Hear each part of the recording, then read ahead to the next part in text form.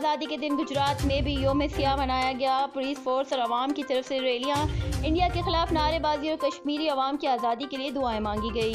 तफसीलात के मुताबिक भारतीय योम आज़ादी का दिन गुजरात में योम सियाह के तौर पर मनाया गया। कश्मीरी अवाम से यकजहती के लिए रैलियां निकाली गई। डीपीओ गुजरात सैयद तौसीफ हैदर की क़यादत में पुलिस फोर्स की रैली फवारा चौक से चलकर GTS चौक अख्ताम पजीर हुई, जिसमें खिताब करते हुए डीपीओ सैयद तौसीफ हैदर ने कहा, कश्मीर पाकिस्तान की शेरग है। पाकिस्तानी अवाम और फौज उनके शान बशाना खड़ी है, जो हर तरह की कुर्बानी देने का जज्बा रखती है।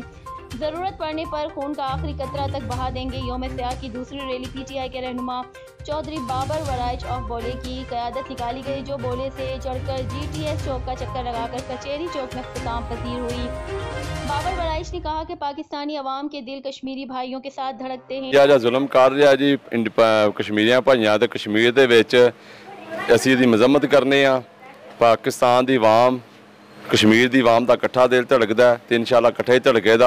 इंशाअल्लाह पाकिस्तान की आवाम भी नाल है, फौज है, इंशाअल्लाह दूसरा इमरान खान साहब ने आवाम है, हर तरीके असीं इंडिया का जवाब देंगे ज़्यादती का।